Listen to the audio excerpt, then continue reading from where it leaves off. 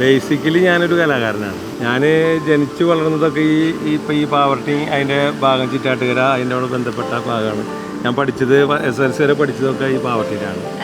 എൻ്റെ കലാജീവിതത്തിന് ശരിക്കും പറഞ്ഞാൽ തുടമാനം കുറിച്ചിരിക്കുന്നത് ഈ പാവർട്ടിയിൽ നിന്ന് തന്നെയാണ്. കാരണം എൻ്റെ ചെറുപ്പകാലത്തിലുള്ള ദാരിദ്ര്യം കൊണ്ട് വളർന്ന ഒരു പശ്ചാത്തലത്തിലാണ് ഞാൻ വളർന്നു വരുന്നത്. എൻ്റെ ഫാദർ ഒരു 10 വയസ്സിൽ മരണപ്പെട്ടോട് കൂടിയിട്ട് എന്നെ ഇവിടുത്തെ പാവർട്ടിയിൽ സെൻറ്റ് സാവിയർ ബോയ്സ് ഹോം എന്ന് പറയുന്ന ഒരു ഓർഫനേജിലാണ് എന്നെ കൊണ്ടുപോകാറുള്ളത്.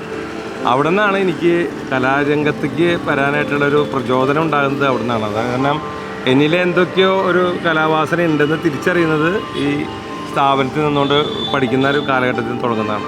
സ്വതവേ ഞാനൊരു പാടുന്ന ഒരാളാണ്. അപ്പോൾ പാട്ട് പഠിക്കാനും അതിനോടൊപ്പം ഹാർമോണിയം പഠിക്കാനും ഇവിടുത്തെ കൊയറിലൊക്കെ മെയിനായിട്ട് ഹാർമോണിയം വായിച്ച് അങ്ങനെയാണ് തുടങ്ങുന്നത്. പിന്നെ സ്കൂൾ തലത്തിലൊക്കെ ഒരുപാട് യൂത്ത് ഫെസ്റ്റിവലിലും അങ്ങനെ പരിപാടിയിലൊക്കെ പങ്കെടുത്ത് പല ജില്ലയിലും അങ്ങനെ സ്റ്റേറ്റിലും ലെവലിലൊക്കെ അങ്ങനെ പോകാനൊക്കെ ഇടവന്ന് അതാണ് ശരിക്കും എൻ്റെ തുടക്കം എന്ന് വേണമെങ്കിൽ പറയാം.